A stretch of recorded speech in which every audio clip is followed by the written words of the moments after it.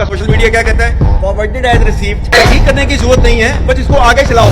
आपने झूठ बोला बड़ा मुश्किल है। मोबाइल फोन है, आप गूगल करें, आपके पास 2 मिनट के अंदर सब कुछ आ जाता है। मैं सवाल ये पूछता हूँ, क्या हम भेड़ बकरियां हैं? हम कीड़े मकोड़े हैं कि आप जब फैसला करें पहले आप, और मैंने आपके कानून से, जनरल बाजवा कानून सुना कि ये करप्ट है, अब आपने फैसला किया कि ये ठीक हो गया, और आपने फैसला किया कि जनाब ये आप उनको ठीक करें। क्या हम वो कीड़े मकोड़े हैं कि जिधर आप भेड़ बकरियों को धकेलेंगे हम उधर चले जाएंगे? यानी हम इंसान हैं कि हम जानवर? आज तक इंसानियत की तारीख में सिर्फ 2 रियासतें हैं जो कलमे की बुनियाद पर बनी हैं। पहली जो थी उसका नाम है रियासत तैयबा, क्योंकि तैयबा जो है वो नबी करीम सल्लल्लाहु अलैहि वसल्लम ने उसका नाम किया था। और मदीना की रियासत की बुनियाद रखी गई थी इंसाफ और इंसानियत पे, रहम पे। जो एक रियासत रहम करती है अपने कमजोर तबके पे, अपने गरीब तबके पे। और दूसरी चीज इंसाफ। नबी सल्लल्लाहु अलैहि वसल्लम ने कहा, जब उनसे कहा गया कि जी कुरैश की लड़की को सजा हो गई है, उन्होंने कहा कि अगर मेरी बेटी ने भी जुर्म किया होता तो उसको भी मैं सजा देता। और फिर कहा कि तुम्हारे से पहले बड़ी कौमें तबाह हुई, जिधर ताकतवर के लिए कानून और कमजोर के लिए दूसरा कानून।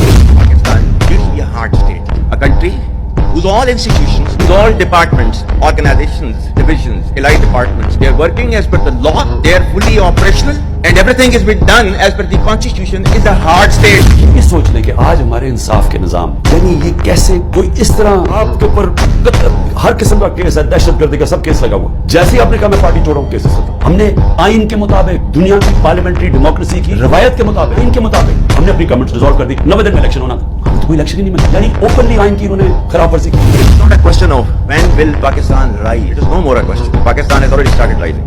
The question is how fast and how quickly can you rise?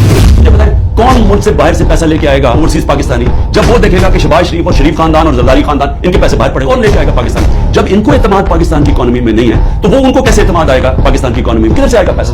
तो शॉर्ट टर्म में तो आना है बाहर से ओवरसीज पाकिस्तानी का पैसा। ओवरसीज पाकिस्तानी पैसा तब लेके आएगा जब रूल ऑफ लॉ कायम करेंगे, जो आज खत्म किया जा रहा है, जिसकी कब्र खोदी जा रही है। जब तक जस्टिस सिस्टम में, हमारे जस्टिस सिस्टम में इन्वेस्टर को, सरमायाकार को एतमाद नहीं होगा, पैसा नहीं आने लगा।